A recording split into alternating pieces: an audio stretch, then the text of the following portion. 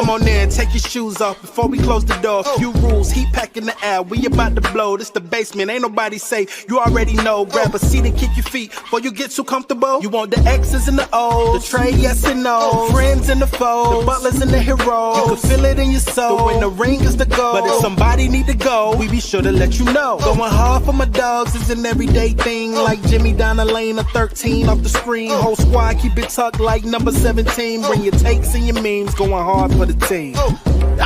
Going down in the basement. It's going down in the basement. Get your takes off, get your takes off. Going down in the basement. Yeah, welcome to the Basement Sports Network post-game show. I'm your host, Royal A. Shefford. And brothers and sisters, the Miami Heat are doing the thing, bro. We talked about it a little bit in the last show, but the Miami Heat are now on, what is this, a 4-game winning streak?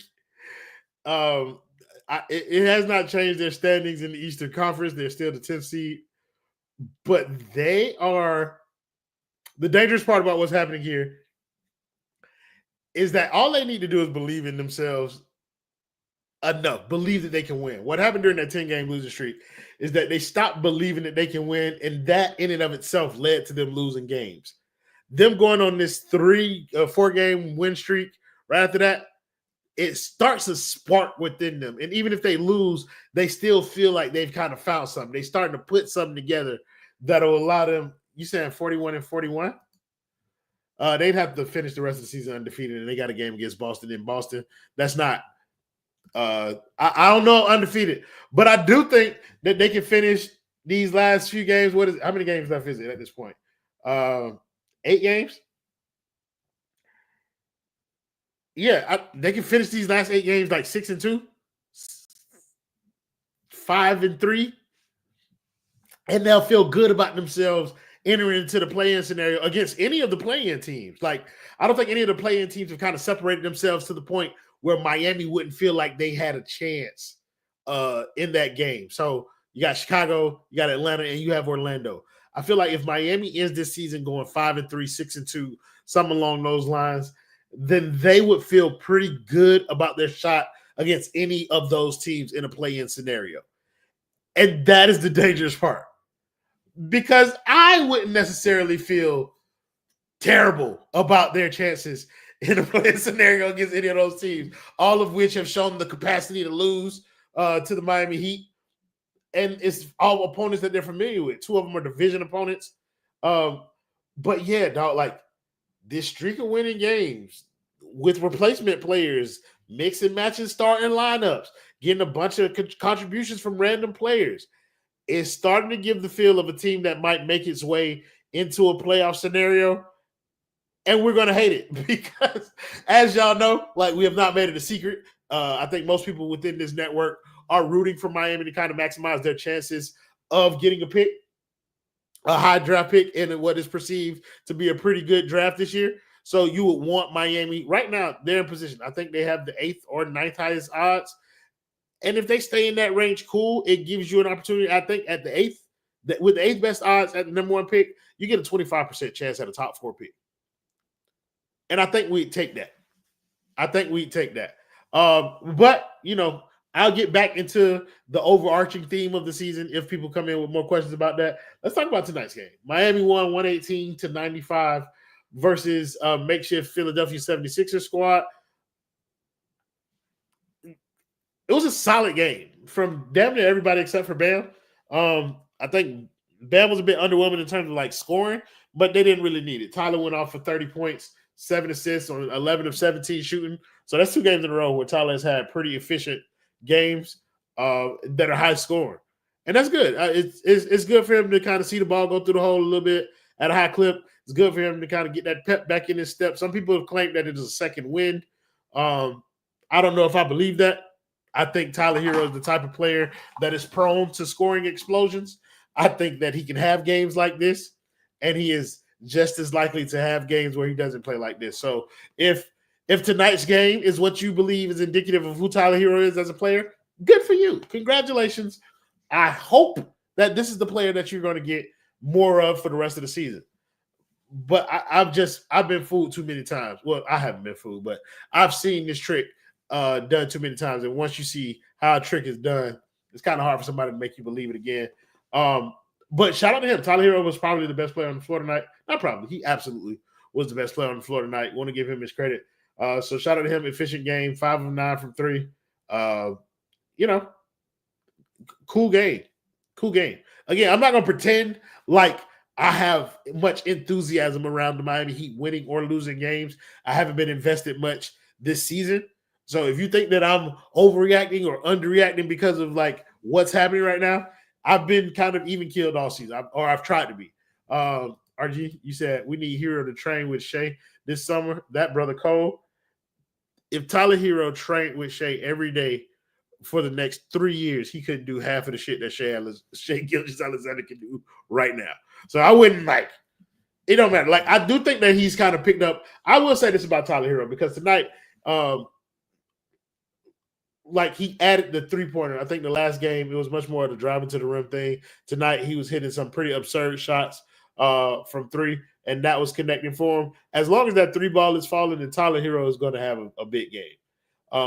In terms of the way that he's been maneuvering, he's also gotten back to that mid-range game a little bit in terms of the floaters. He also got a bucket tonight where he got an offensive rebound on a bad shot and put it right back in. But he's gotten into a good mix, I think, in terms of shooting the ball and kind of driving to the rim. So I think that has a lot to do with what you're seeing from him. It's a good mix of kind of what he's doing. He shot 9 threes tonight.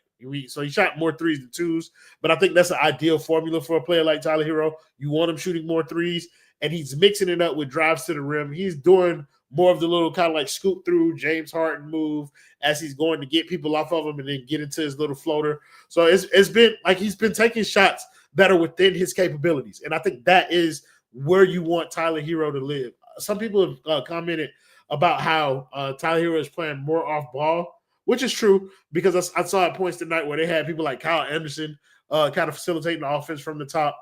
Davion Mitchell played a ton tonight, but he's been doing that quite a bit. They put Pele Larson in there, and they let him kind of initiate things on offense a couple of times. There's been a conscious effort to kind of take some of the on-ball reps away from Tyler Herro. I don't know. It helps. I don't, but Tyler as an off-ball player is limited to a certain extent because he doesn't really move off of the ball. But it's working right now. As a catch-and-shoot player, he's phenomenal. As a player who works against bent defenses, he can do that really well. And I think that's what he's leaned into these past 2 games, and that is what's making him efficient. If he leans into that, then you can get this more consistently. I don't know if this can be his norm, but you can get these types of performances more consistently. The problem is we all know Tyler Herro. He will not lean into this.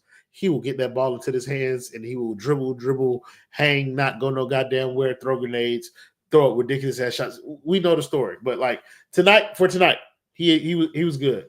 I mentioned Bam a little bit earlier. Bam struggled shooting the ball. He was 5 of 14, had 16 points. Went to the line, got 4 free throws from there. What really helped him out is him being 2 for 2 from the 3-point line. Bam has been shooting the ball really well lately from 3. So shout out to him for that. But they didn't really need him tonight. Again, they weren't playing Philadelphia. So don't look at this game and be like, oh, they were playing Tyrese Maxey, Paul George, Kyle Lowry, Joel Embiid, Kelly Oubre. None of them played this game. None. You're playing Gershon Yabusele. That's what you say. You say Tyler's playing at his own pace. Sure, look, I'm not a Tyler Herro guy, so I don't buy into kind of I don't buy into any narrative where Tyler is dictating what's happening in a game. I believe circumstances play a large role in what happened to Tyler Herro. I'm not trying to shit on him tonight. I'm really not. But I'm going to respond to your comments, and I'm probably going to end up shitting on him in the process. So if you don't like that, I'm sorry. I'm not really sorry. But Tyler, I don't believe Tyler Herro dictates what happens in the game. Tyler Herro reacts to what is happening in the game. So, like, he's not really playing at his own pace, so much so as he was playing against garbage-ass players today where he could do what he wanted. You feel me? Like, you'll see. Like, wait till they play Boston. It won't feel like he's playing in his own place because he's not going to be dictating anything to Boston. He's going to be reacting to what Boston is doing. He talks about it in his own comments when he talks about his shot selection and why it changed. It's because he's trying to adjust to the way defenses are playing him. Tonight, Philly didn't do a good job of playing him. They did a really good job of defending Bam because if you notice what was happening to Bam early on in the game when he likes to get into a rhythm or whatever is he catch the ball and they'd immediately send a double team over there to Bam. It felt like that's what Philly's focus was tonight, to stop Bam. And that's cool. Like, I feel like as our team captain, best player, he should be able to overcome some of that, and he didn't do it tonight. So, fuck it. He was terrible. Like, not terrible, but, like, I wasn't fucking with the way Bam was playing, personally. I wasn't fucking with it. I will talk about Kel'el Ware. I was fucking with the way Kel'el Ware was playing tonight. And I've been fucking with the way Kel'el Ware has played over the course of the past, couple games. Like, it's been a while. Like, I've been fucking with the way Kel'el Ware playing.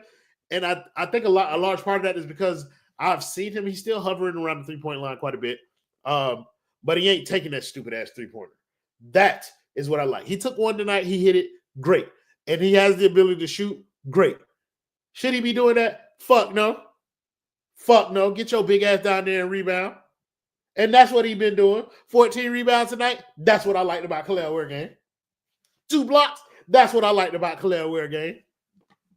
Being a rim deterrent. That's what I liked about Kel'el Ware game. That's what I like. I don't really care how many points he scores or what he does on offense. I'm not really looking for him to be an offensive contributor. I'm looking for him to contribute in a way that Miami needs him to contribute. We don't need him to be a scorer. We need you to be an additional rebounder to help. We need you to be big. Go down there and be big. And I think he's done a wonderful job of that. So shout out to Kel'el Ware. You say Tyler is a very highly skilled player with mediocre athleticism, below average athleticism. Playing against average guys, he will generally look this good. Yeah. And these weren't even average guys that he was playing against. He was playing against below average guys. All right. How many of you guys heard the name Adam Bona before tonight? Huh? Jared Butler. You ever heard of those guys? Justin Edwards. You know who that is? Those are 3 starters tonight for Philadelphia. Y'all know what I learned tonight? I learned Marvin Bagley Jr. had a brother in the NBA. Marcus Bagley. Didn't know he existed until tonight. You can still be elite without athleticism. I agree. Luka Doncic is elite. Tyler Herro is not elite. I don't think he has the capability to be elite. I think he could be. I think he can be a really good scorer in the NBA.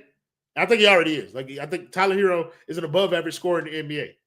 I think that's all he will ever be. Like, in terms of like impact, like there needs to be something else that he contributes in order to raise his impact level. And that's kind of what elite players have. They have the ability to impact the game in multiple facets. I just don't think Tyler can do that on a consistent level. He can score consistently. I think it's okay to pencil Tyler Herro in for anywhere between 20 and 25, 30 points from time to time. I think that's fine. And I think there's a role for that as an NBA player. His playmaking is better. I'm going to keep responding to you because we're having the conversation. His playmaking is better. Sure. But I wouldn't call Tyler Herro a playmaker. Otherwise, we wouldn't have been bitching about needing a point guard all year long. You can't have it both ways. Tyler Herro playing with the ball in his hands as a playmaker. It's not like he's a better playmaker than he was before. Fine. But he's not impactful as a playmaker. He's not getting guys like if Spo says Bam needs a shot right now, Tyler Herro can't create a shot for Bam. And again, it goes to the greater point of what I was saying. Tyler doesn't dictate anything in a basketball game. He doesn't dictate anything as a playmaker. He reacts. If he drives to the rim and somebody leaves their man wide open in the corner, he reacts. He sees that person, he throws them the ball. He has to leave his feet to throw the ball, but he does that. Credit to him for doing that. Good job. But like, that's not impacting or changing the game. He really played like against Philly's 10-day contract players. For real, bro. Bonafide bums, for sure. Adam Bona sounds like a porn star's name. It does. It does. He needs to do this against guys like Derek White. He can't. Then we talk about being elite. He can't. He can't do it against guys like Derek White. He can't do it against Drew Holiday. Like, it's not possible. He can score on those guys if he's having a good night. He can score on those guys. And that is what Tyler Herro needs to be, in a role that suits him as just a scorer, bro. And a lot of people believe that is as a starting shooting guard in the NBA. I do not. I don't. I think that is a six-man in the NBA. A pure scorer. Never seen a more perfect role for a six-man in my life. But, bro, I can't wait to see your reaction when Tyler gets traded. This is what I need people to understand. And then this is turned into a Tyler episode, so after I make this point, I'm going to kind of pivot to other guys because I don't want to just sit up here slandering him or talking about him the whole show. When Tyler Herro no longer wears a Miami Heat uniform, you probably won't hear me talking about him for much longer after that. How often do y'all niggas hear me talking about Jimmy Butler? When we play Jimmy Butler. But like after Tyler leaves this franchise, I promise y'all I don't care about what he does. He gets double teamed for a reason. What are you talking about, Tyler Herro? Okay. Oh my God. This is why we have these conversations. This is why I try to enlighten y'all. Tyler Herro is not the only player that gets double teamed in the NBA. He's not. Other players make double teaming them fatal. You know what happens if you double team Luka Doncic? He starts zipping the ball to wide open players. Jackson Hayes start dunking the ball all over the place. When you double team Tyler Herro or when you trap him across half court, he passes the ball, but it's not to like score. He just passing it to the first person that he sees. Like, just get the ball out of my hand, and then I'll try and do something after that. Like, I get it, dog. Like, I'm not trying to shit on Tyler Herro, and I think that Tyler Herro is a good player. This is the point that I've been trying to make for years, and nobody seems to listen to me. I think Tyler Herro is a good player. I don't think he's the type of player that he's been made out to be to and by Heat fans. I don't think that he's the player that he's portrayed to be in the media or none of that. So it's all good. Shout out Tyler Herro. Damn, I spent 17 minutes on like essentially one player. I was talking about Bam. I talked about Khalil a little bit, I guess. So we moved it around. Another player want to talk very little bit about because it's not going to happen on time. Alec Burks. Alec Burks has had a sort of resurgence in these past couple of games. 7-13 tonight, 6-12 from 3, 20 points. Not much else, but that's what he does. He's going to have games like this. He's going to have games where he scores nothing. DMP. I think the more interesting note with Alec Burks and Pele Larson to an extent is the way that Spo is now starting his team based on matchups. I feel like that's what he's doing.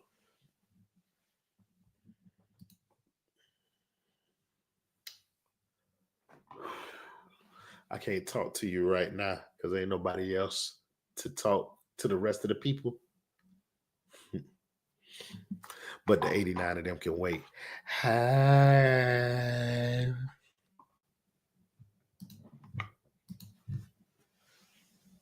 I don't feel right talking to another woman after I just talked to my sugar plum. But Pele did look good tonight. I thought Pele Larson played well.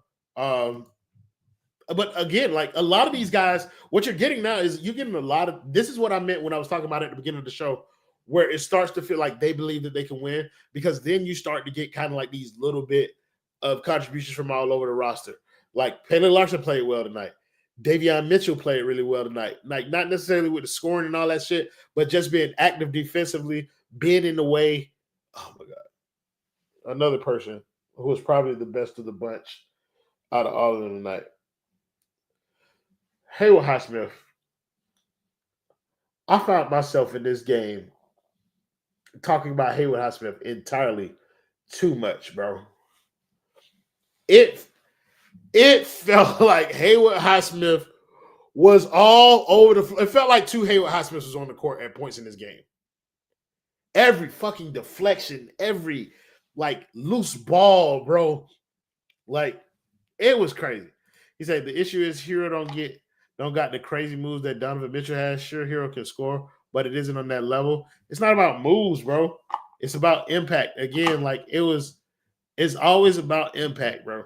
Like Tyler Herro has one way to genuinely impact the game in a meaningful way, and that is scoring the ball. And that's fine. There are plenty of players like that, and they can be good players. They can be good players. But the problem is that, like, the thing about Donovan Mitchell is he has other tools at his disposal. Like, yeah, he's primarily impacting the game as a scorer, but the threat of him as a scorer is good enough to generate looks for other people. Donovan Mitchell has, like, clearly better playmaking chops, and he's just more effective as a, like, top option scorer because he has elite athleticism to go along with it. So he can do damn near everything Tyler can do, and he can jump and run fast. So, like, there's that.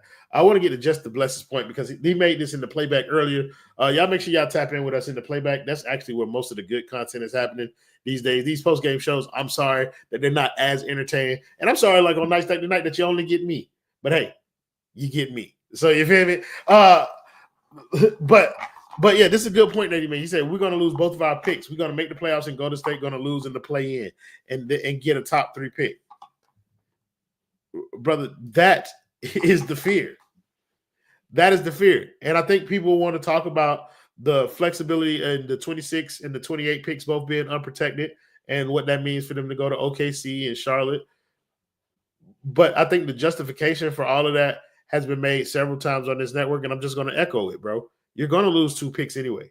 You either lose this year in 27 or you lose next year and you lose 28. And, of course, you lose the protections on the 26th pick. But that's you banking on the Miami Heat being bad next year. Are they going to be bad next year? You don't know that. They try too fucking hard. As if my night can't get any fucking worse. Ant Donardo, looks like it's just me and you tonight, so I'm obligated to let you talk. What's up, There's no escaping me tonight. Bro, how you doing tonight, bro? You don't give a shit. What do you want to talk about? We're talking about the game. I think what we're just talking about right now, like I was talking about Just the Bless's comment, where it's like Miami is trending towards the potential of them losing both picks, them making the playoffs, and Golden State losing in the play-in and getting like a top 10 pick. Y'all want to see the end of a network. Brother, it is in embers right now, brother. It was just me until you got here. Nobody's showing up for this shit because they know what it is, bro. Well, to that point, I honestly, I feel like an idiot. I was watching this god-awful Heat game that involved 2 god-awful teams. And then I looked at my phone. There's a basketball group chat I'm in that I have muted. And I saw like over 100 notifications, and they're all going crazy about the Florida game.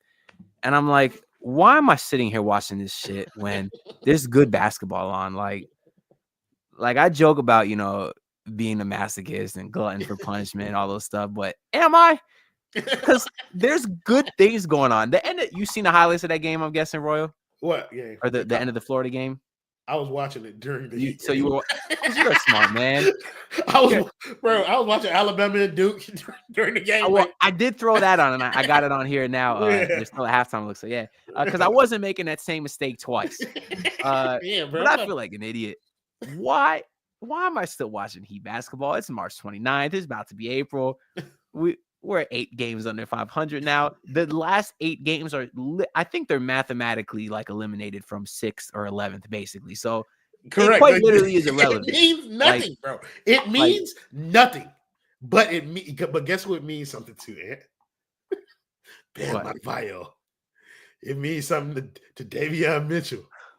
It means something to Pele Larson. It didn't look like it meant anything to Bam tonight. Not tonight, but it means something to these guys in that locker room that they are winning games. Well, this is one point I kind of want to bring up too, because I think a lot of people have been neglecting this. Like, I'm full team tank, full team go for the draft pick, right? Yeah. But what a lot of people are not realizing is that the Heat are trying to win. So what good is it if, let's say, they're trying to win and they lose the next 8 games or whatever? What good is it getting Cooper Flagg if you're surrounding him with a bunch of bums? Like, the core is Tyler, Bam, and somebody else. And if Tyler and Bam are showing that they are this bad, where they're so incompetent, where they lose 10 games in a row and then lose 8 games in a row, I have no faith about them going forward anyways.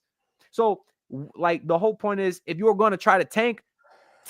Do what the 76ers are doing. Play Ricky Council and Adam Bona and a guy named Philip Wheeler, who I could swear played for the Dolphins 10 years ago. Bro, Play those guys. I was just saying, I just learned that Marvin Bagley had a little brother tonight. Are they related? Who cares? That's his brother. That's his brother. Yeah. But to your Marcus question, Bagley. Yeah, to your question. To your question. I think that's a bit disingenuous to set the stage like that. Like, these guys are so bad that you shouldn't and can't build around them. I agree with the point that you probably shouldn't build around both of them.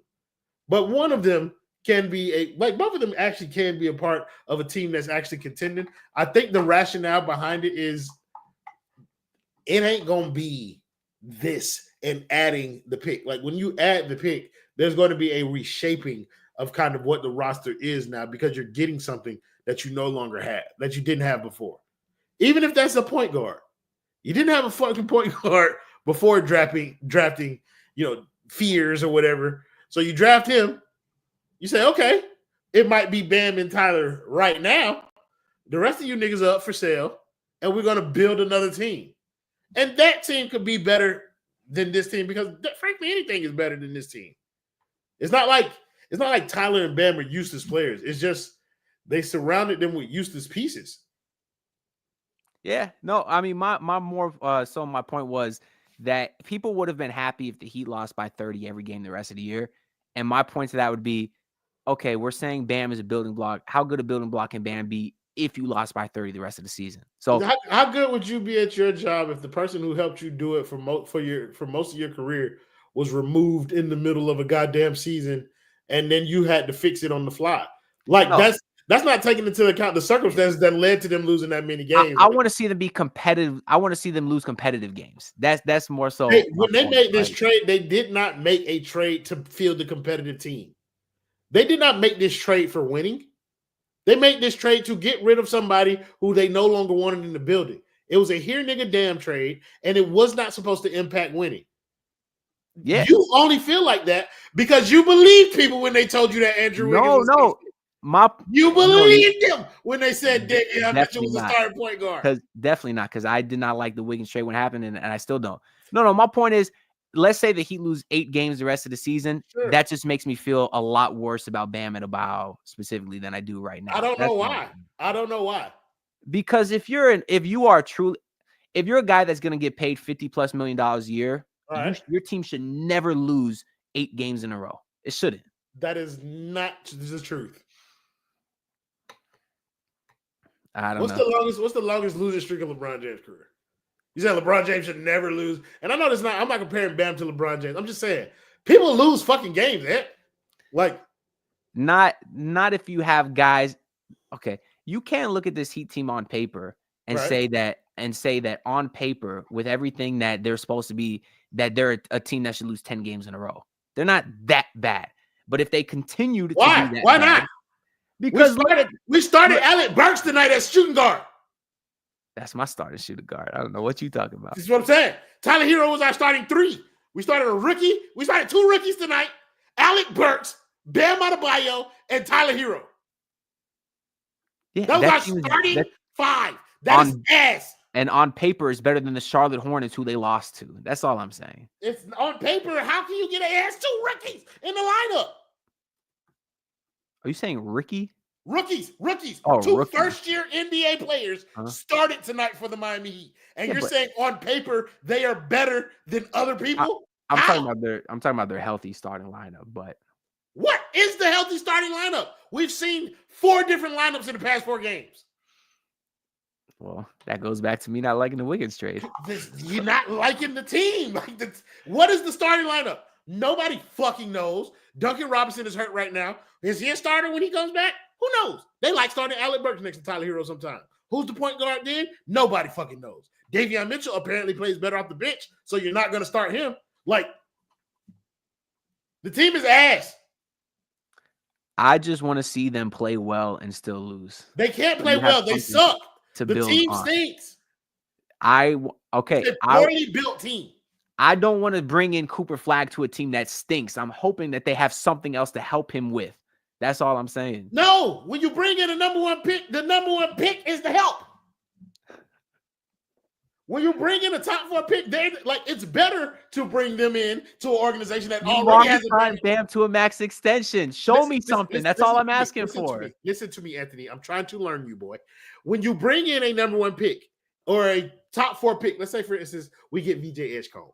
It's better to bring VJ Edgecombe into an organization that has a Bam, that has a Tyler already there. So that player is not saddled with the responsibility of carrying a franchise from day one. If Cooper Flag is drafted to the Miami Heat by some fucking miracle, he will not be saddled with carrying this franchise from day one. That will not be his job. Because Bam and Tyler have been playing well. That's my point. Because they're already here. Yeah, they've been playing well. If Cooper Flag goes to the Charlotte Hornets, he will be asked to save them from day one. Bro, we agree here. I just said I want to see them play well. I don't want to see them get blown out every night, and they haven't. They've been playing well. Anytime I go get Walter Clayton Jr., this is why I don't like college basketball, because that shit be fooling. Jit hoop tonight. I'm not going to take nothing away from him. He was fearless. He made big shots. He was clutch or whatever. But let me see how old Walter Clayton Jr. is. This is why you niggas, this is why y'all need us. How old are you, Walter Clayton Jr.? That boy 22 years old. I don't want nothing that been in college that long. Yeah, I didn't know that either. I was in on him. You feel me? Like this. And they've done that. Yeah, you feel me? Like we got Jaime Jaquez right now. No, I get it, but that's not a Jet. That's a man. He's 22 years old. Quit trying to make him a little boy. That's a man. The number 1 pick is 18 years old. If they're not 18 or 19, I don't want them with my lottery pick. Period. I don't. No. Why he go to the league before now if he's so good? I'll tell you why. Hold on. Let me what's his name? Walter Clayton Jr. How tall is Walter Clayton Jr.? 6'3"? This is a 6'3" point guard who ain't been to the league yet? Come on. Miss me with that. We're not doing it. Let's get back to this game. What's up? No, I saw some 7-footer on Michigan, Danny Wolf. I saw him cross somebody over and did a spin move into a layup. That's my number 1 pick. Fuck Cooper Flag. Relax yourself. Good. This is a good question. Which top prospect would y'all want? Cooper Flag, VJ Edgecombe, Jeremiah Fears, Ace Bailey, or Dylan Harper? You can answer this one first. Well, I don't think it's very fair putting Cooper Flag in there when he's talked about as about a generational prospect. But I guess just to give a couple seconds on each of them. I don't care. Even with him in there, I ain't picking his ass. Well, to just give a couple seconds on each of them, Cooper Flag, I think, could fit in right away because I really like him at that 3 spot. If you are talking about this team specifically just next year, I think it'd be a dope squad to put Wiggins at the 2. You'd have a lot of defensive versatility there with him and Flag. Then obviously Bam and Ware and the rest of the front court. I think that team could be a really fun watch with, so I think that core of Flag, Ware, and Bam could have some potential if you get the right guards around him. VJ Edgecombe, I think he could fit well too. He's a guy that could provide some speed and athleticism. Jeremiah Fears, I love. He gets to the rim at will, and he's proven to be a big-time player. I think he's going to be awesome in this league. And Ace Bailey and Dylan Harper, I don't know how those guys can be so good and be on a team that's ass. That's been my standpoint all along. But the answer here is Dylan Harper. If we can get that big ass point guard on this roster, I'm good. I'm good. I see Cade Cunningham all over again, and I'm cool with that. Like, I like Dylan Harper. I like Ace Bailey because that's a bucket. Jeremiah Fears is another player who seems to have like pretty solid all around game. VJ Edgecombe, again, the athleticism. I don't want Cooper Flag at all. No more white saviors for me, bro. It's over with. It's over with. Y'all get carried away. Y'all don't know how to act when they over here. So no, bro, no. Dylan Harper is would be my pick if I had my pick of the litter. But I'm actually cool with any of them, to be perfectly honest. Even if we did get Cooper Flag, like I think I overall agree with your point because I think Cooper Flag is going to be a really good player. I don't want people to take me saying I don't want a white player to think that he ain't going to be good.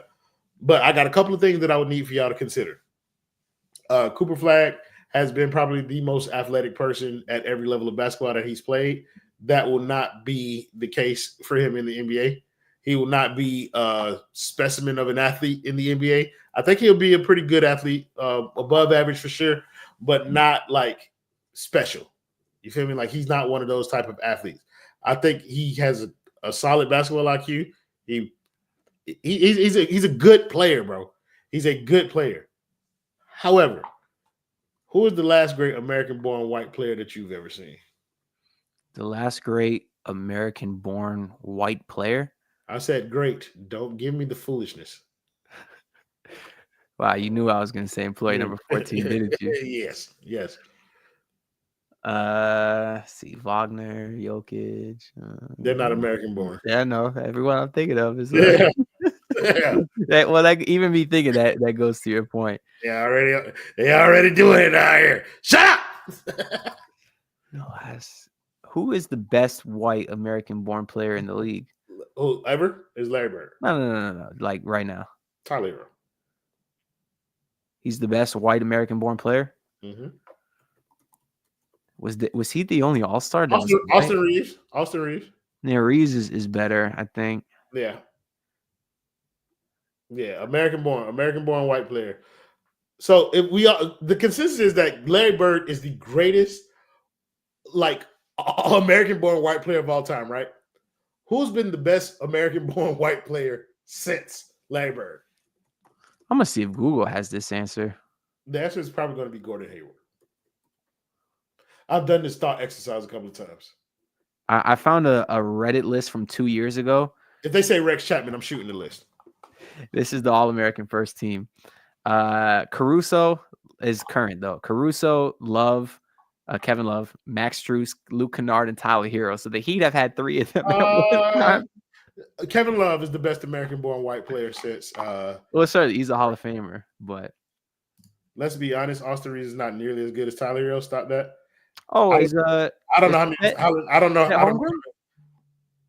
Chet Holmgren's on the list. Nash is Canadian. Or South African. Jason Williams, put some respect on my first championship winning point guard. Yeah. Okay, we can do that. But this is what I'm saying. Like, you see what type of exercise that we need to do to get there. Like, if Cooper Flag turns out to be better than all of them, I would not be surprised. Oh, Ranker has an updated list. They got Herro, which this I disagree with. I do. I disagree, bro. I think Austin Reeves is better than Tyler Herro. But like, Chet is better too. Chet better than all of them. But like, he don't play enough. He hurt, and so I get it. Caruso, Dante, I mean, it's a pretty pathetic list right here. Already at number 11 is TJ McConnell. MJ McConnell, respect that boy. The Heat are on this list too many times, though. Why is Duncan Robinson below Kevin Love? Duncan Robinson. What? What are you looking at? What are you looking at? That's an insane list. That shit put Jaime Jaquez on there. That's Chet built like a baser from overtime, for sure. But yeah, I think Cooper Flag could potentially be better than all of them. Like in terms of like what his career turns out to be, who he is as a player, I think that he could be better than them all. Is that enough for me to call him like Kevin Love at his peak? What was he? Like he was a great player, but like he was a Hall of Famer. Did you? Sure, but like he was a Hall of Famer after he got to LeBron. He wasn't a Hall of Famer in Minnesota. He was an all-star. I mean, he was an all-star caliber player. John Stockton. I ain't gonna lie, I think John Stockton was cheeks. Like, but I respect who he was as a player, and other players seem to respect John Stockton. But when I watched John Stockton, I wasn't impressed. I believe I could have got that many assists if all I had to do was throw the ball to at the time of retirement, nastiest second leading scorer of all time. Well, his steals numbers are ridiculous too, though. But I don't like either of those bums, so I'm not gonna defend. But they say he was dirty, bro. Like he used to take like, hey, bro, whatever, bro. He's also a weirdo. Yeah, bro. Yeah. Well, let's be real. They seem to like that up there in Utah. Karl Malone ain't exactly. That's my point. They're the most dislikable model material. They're the most dislikable duo in NBA history. So when you think about it, that's another feather in Michael Jordan's cap. He stopped them weird bitches from getting a championship. All right, Stephen A. Smith, like, relax. He has a chip. He put some. Who got a chip? Oh, Steve Nash? No, because we talking about American-born players, bro. It ain't about him being white, bro. It's not just white players. Cooper Flag fits a very specific category. Because if we were talking about all white players, then Luka's name would have came up way more here. Like, they got players. Don't forget Mike Miller. Oh, y'all got all the comments tonight when we talking about my man. That's Mike my guy. Miller was a good player. Mike Miller was a good player. But, like, I seen Mike Miller was the best player in college basketball. So was J.J. Redick. So was Tyler Hansborough. Yeah, good point. This is what I like. It's not real hate on Cooper Flag. I just don't want to take that risk when I know there's very low likelihood of Miami kind of being in this position to get a pick that high again. Which again, like, is all for naught if Miami continues to win games and makes it to the fucking playoffs. And you want to know the doomsday scenario that we talked about last show that you weren't here for? It's not the losing 2 picks, or is that what you talking about? Well, it's going to be losing the 2 picks, but the doomsday scenario is that the Miami Heat are going to win 2 games against the Cleveland Cavaliers in the playoffs. That Herro max extension is the ink's already drying on that. As soon as they win that first game, bro. Listen, let me get 4 close losses. Pat Riley's gonna have if they prove to be a tough play out for the number 1 team in basketball, they're gonna double down, Anthony Donato. They're gonna say we only need 1 more piece. And it's not gonna be Kevin Red. It ain't gonna be that. It's gonna be a healthy Andrew Wiggins.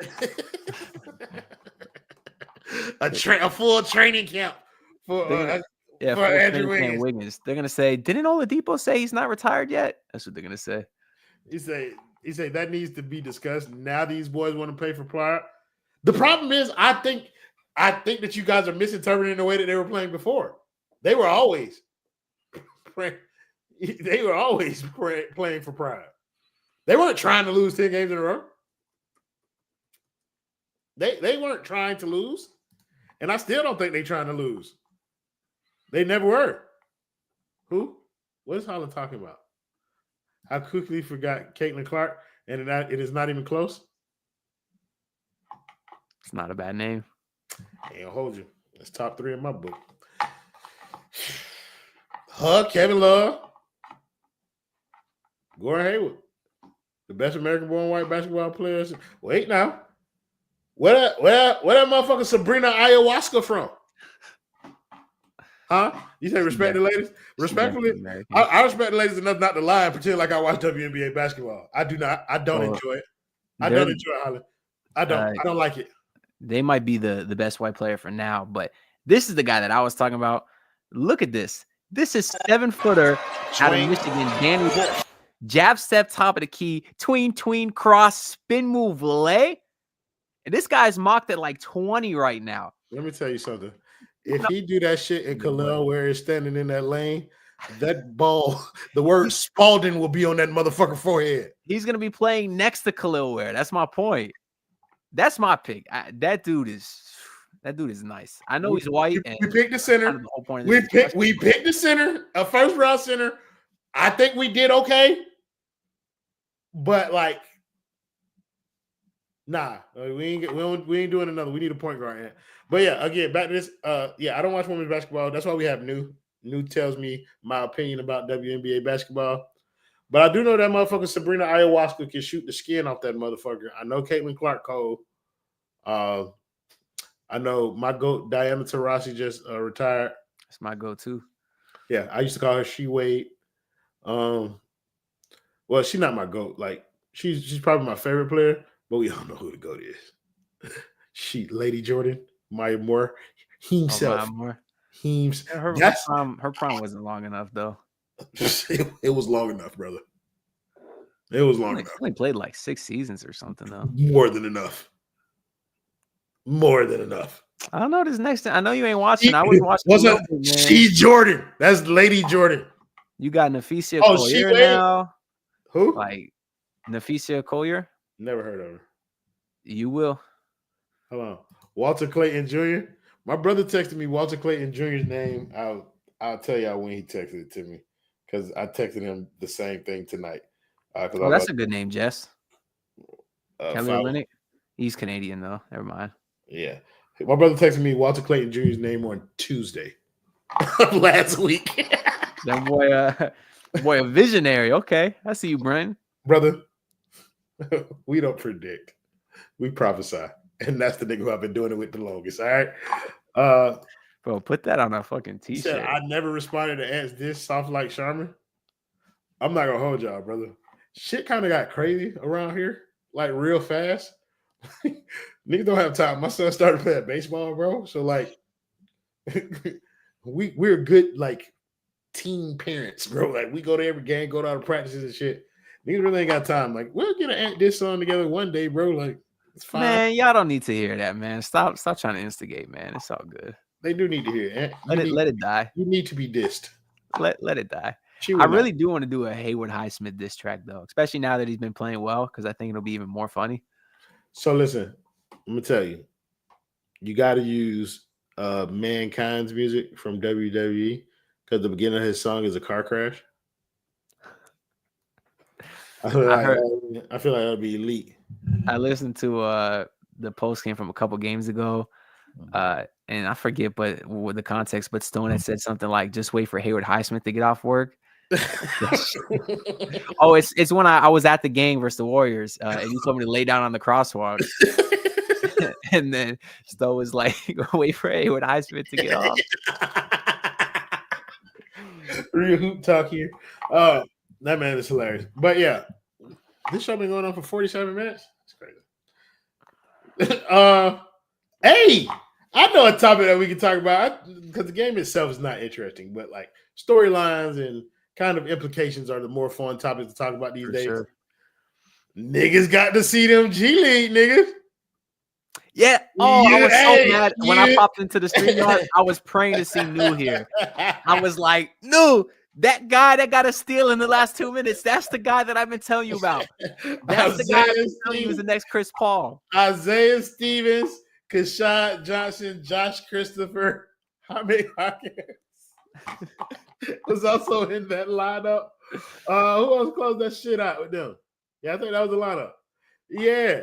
What did you think about that little stint, bro? Were you excited to see them get a chance to play? Well, it's funny because I was literally about to start recording my post-game video like before the game was over. And then I saw Stevens check in and I said, all right, I could wait 2 minutes here. Obviously, Christopher has had run. Kashad's had a couple games this year. But I was excited just to see Isaiah Stevens get some run. Not that, like, you know, I think he's a good player. Will he ever be a rotation player in this league? Who knows? But just so he could finally say that he played in an NBA game, I felt so good for him because he's clearly a guy that's been busting his ass, and he has been dominating the G League. He literally had a triple-double like a week ago with 17 assists. Like the kid can ball. Like I'm a big fan of his. So it was cool to see them get some run. Obviously, Kashad Johnson, I love as well. I thought going into the year he'd actually be a rotation guy, especially once he got that standard deal once Drew Smith got hurt.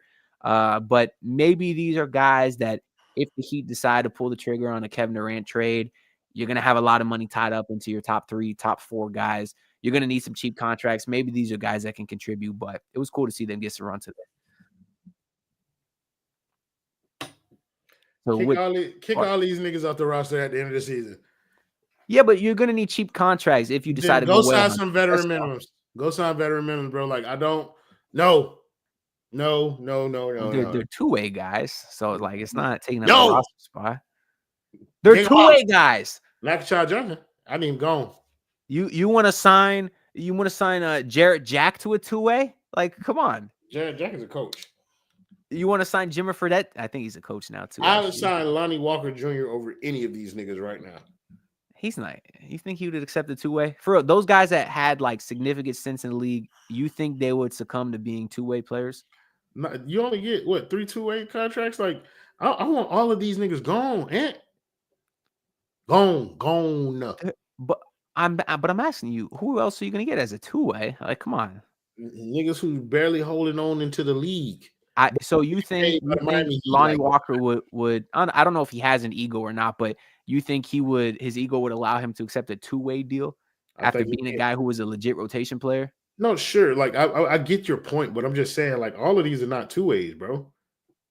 Like, Well, the Keshad Johnson's the only one who's not two-way. Right. Cut him. Get him out of here. Replace him. Like, yeah, like and then you're gonna say, "Oh, the Heat are too old. They're putting out PJ I'm not gonna say that. Tucker." I'm not gonna say that. I would rather have PJ Tucker than Keshad Johnson. You would say the opposite if you had PJ Tucker. I probably would, but I don't have PJ Tucker. So as of right now, I would prefer to have PJ Tucker than Keshad Johnson. Keshad Johnson is PJ Tucker with Derrick Jones Jr. athleticism, and you will learn that. If he was, then he would have played more than 2 minutes tonight. They're a deep team. They are not.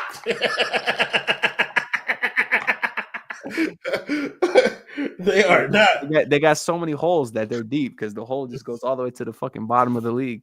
Hey, yeah, I'm about to say, brother, that holes analogy was about to get spooky. You need to stop that. Did he have another game? Unfortunately, they just keep coming. They just keep playing basketball. He said PJ Tucker, Keshad Johnson debate is diabolical. This is why I hate talking to Ant. He like drags me into these meaningless ass conversations that I would never have with a real person. Roddy Briggs, get your fucking caps locks fixed, all right? JJJ been on the bench since that Spo wife shit. The nudicer.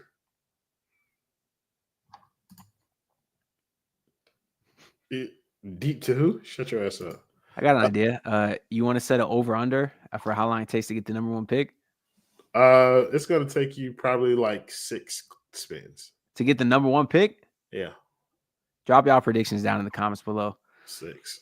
1, 2, 3, 4, 5, 6. Well, I say you like 7, move some shit around. 8, 9, 10, 11. How many times you didn't play 12, 13, 14, 15. Miami keeps staying at 11. 17. It's because Chicago 18, lost tonight. 19. We got number 2. Okay. 20, 21, 22, 23, 24, 25, 26, 27, 28. So 28 minutes to get to the number one pick. You telling me I could get my ass kicked by the Cavs or have a 1 in 28 chance at a number one pick? I'm taking it. I'm taking that 1 in 20. Hey, bro. You're the friend that talk about the Heat or a deep team? Yeah, bro. He's wild. He's wild. He doesn't know what he's talking about. But I'm not gonna lie to y'all. The Heat probably finna win their next game too, because they play the Washington Wizards. And it's not a real basketball franchise, bro. It's not. The Bulls. Oh, the Bulls ended up only losing by 1. Yeah. You know what's terrifying is they pointed out today that if the 76ers pick falls 7 or worse, it's OKC's. And obviously OKC could potentially have Miami's unprotected pick next year. That team. They're going to have to trade somebody eventually, bro. They can't keep doing this. I understand that, but they're going to – if they get the 7th pick this year, like who knows who they could trade for? Like if Giannis becomes available. Their entire bench is going to be comprised of top 10 picks. And I see a world where that team becomes unstoppable for a decade. And you said the Heat can very realistically win 5. Bro, the Heat can very realistically win 6 out of their last 8 games. I think if the Heat goes 6-2, 5-8, it don't really matter who they play in the. I said this at the beginning of the show. If they go 5-3 or 6-2, then it don't really matter who they play in that first play-in game or the play-in period. I think that they would feel pretty good about their chances of winning those games. They would. They'd be playing better than they had the previous month, and they'd be riding kind of like a hot streak into the playoffs. So here's the problem with the next game. Malcolm Brogdon, Keyshawn George, Chris Middleton, and Saddiq Bey are all out of the game. No. They expect. Well, Saddiq Bey will continue to be out. Their expected return for Malcolm Brogdon, Keyshawn George, and Chris Middleton is on the 31st, and Anthony Gill as well. So that's their expected return date, which is when they will be playing Miami. If any of those guys are out, Miami's going to win this game. And this will be a 5-game winning streak following a 10-game losing streak. I'm never wrong. I'm just early.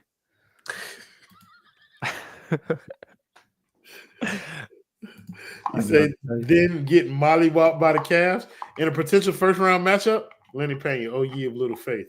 You think the Heat would lose the opportunity to get the mental edge over the Cleveland Cavaliers? In all seriousness, bro, we beat them once this year. That second game was so competitive. Like, this is why I'm saying. This is what I'm telling you, bro. Like, it's realistic to think that the Miami Heat could cobble up enough scrappiness amongst this ragtag ass team and legit give Cleveland like some problems in a 7-game series. So what am I saying? I'm saying that I've been hearing like this fucking buzzing in the back of my head, bro. You saying Heat in 5. Listen, man. Jared Allen, the lights are too bright. Hey. What kind of NBA player says that? Hey, bro. He's an NBA player. He shops at the same store as me. That's Old Navy. Hey, bro. I don't got that dog in him. Hey, bro. Donovan Mitchell. Check the numbers. Who got better numbers this year? Him or Tyler Herro? Yeah.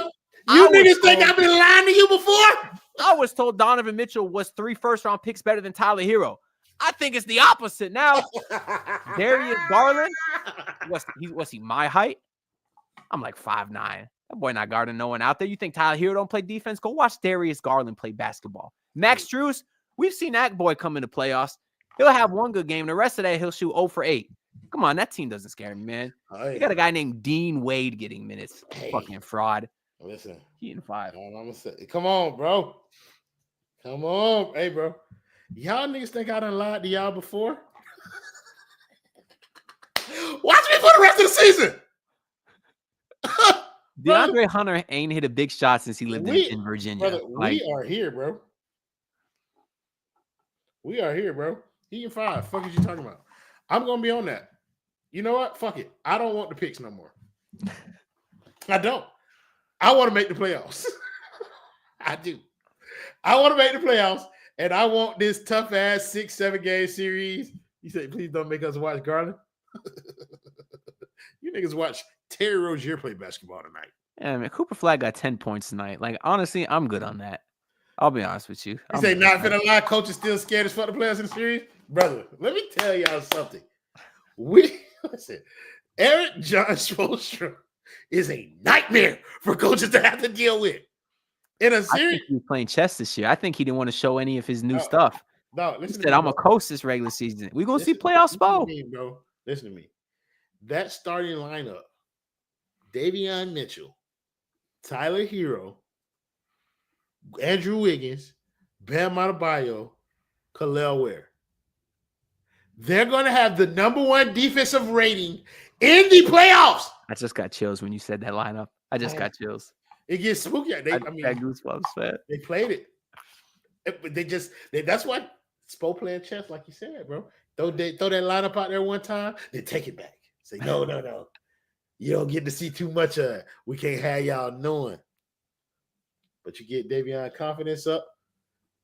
You know, you tease him with that starting spot, then take it away from him because you know you're a dog. The Pavlovian effect. You know, you guys know about this. You makes him hungry. That's all that does. Hey. Come playoff time, I know you've been waiting on this. We got 2 little ass guards out there. Go ahead and eliminate one of them. And also, is Davion shooting like 54% from 3 since joining? We didn't even talk about the demon home pussy. Demon home pussy. You want to see how much I talk if the Heat beat the Cavs? Jubilee, you've been here a long time with me, my boy. You saw me that year we was the AFC that we made it to the finals. Big support. I don't care. I don't care. Yeah. Y'all already know what type of time you on, bro. In all seriousness, though, like, let's say with 18. I think we cracked the code. Would you rather have the draft pick or get your ass kicked in the second round? Because to me, just beating a 1 seed again, that shit was so fun, dog. That shit was so fun. And even if we get swept by whoever we play next, if you could do it again, I think I'm taking that. Hey, are you asking like real me, or are you asking lying ass on stream Roy this question? Not like real. Like, don't you think that'd be cool if this sorry ass team could win a first-round series? No. I think that's terrible for them. They did it before. You see what they did when they went to the finals, Ant? They delude themselves into thinking that it's real. I understand. Look, guys, if we get a full season of this, we could be the 4th seed. That's what they gonna think. And I understand long term, it's terrible. It's gonna have a super negative effect. Oh no! But as a fan, to see them take down the 1 seed will be cool for that moment, just for that moment. No. As a fan of Crush, because I know my team gonna be sorry for the next 30 years. You go get a real player, bro, right now to play point guard, or go get an elite athlete. I don't care. Just go get one of the 4 to 5 most talented people playing in this draft, and then do whatever after that, bro. But Jesus Christ, you cannot. No, bro. That nigga Justin, bro. He's different. A real nigga done pulled up. This nigga is different, bro. God, we already said the Heat finna win against the Wizards, and they finna make the playoffs. Heat and 5 pussy fuckers y'all talking about. Jubilee said both Royals the same. Kinda. But that's the thing, is like people will call you a liar, but then call you a Tyler Herro hater. Which is it? You get people mad at you. Oh, you're such a fucking liar. All you say is Tyler Herro sucks. All right then. What's the problem here? Well, boy, D Ferro. What's up? Y'all make sure y'all check out my boys over there on Playbook Sports. Follow them on Twitter. Playbook.sn. He said, we back, gang. Not until my starting shooting guard is out here. But hey, D Ferro, you must ain't hear me earlier. I had to tell these folks a little secret. I'm gonna whisper it to you too, D Ferro. Heat and 5. And I am a liar. Correct. But Heat and 5 though. We winning. Hey, brother. You just wait now. 6-7 game win streak. It's gonna be like that thing ain't lose streak never even happened. In 5. I want to play the Warriors in the finals so bad. I think we're on a collision course. Now we talking, Ant. As a matter of fact, let me get the gauntlet. You feel me? I want the toughest road there. I want to take out the 1 seed. Yeah. And then I want Boston. Yeah. What is it be a quadrilogy? That's not a real thing. Like, I don't really know what you would call it. I think it's just a quality. Why would you say quadrilogy? Because I'm from Pompano and they don't educate us good down there. But like, what, Justin? What you mean? What? I'm just here to just chill, bro. Y'all keep doing y'all thing, bro. Okay, my bad. Rozier. That's what Terry Rozier says. Bad. If you're gonna be chilling, then you chill. Called number 2. You chill where you belong, okay? Don't chill. Said, why you calling my number? I'm just trying to chill. Yeah, but yeah, like I want the Cavs. I want, yeah. And I want the Celtics. Yeah. The Knicks. Yeah, they're not really tough, but I'd rather play the Knicks just because it's fun to make fun of Ricky. And then bring me the King. Yeah. That's who I want to play. Yeah. You know who the Heat really need to sign next year? Lakers, fakers, TikTok makers. I'm gonna go show you. Heat and 5. Yeah. All this talk about draft picks and shit, and all this talk, Cooper Flag, blah, blah, blah. You're going to make the Final Four. Let me show y'all who the Heat need to draft next year. Play the video, Justin!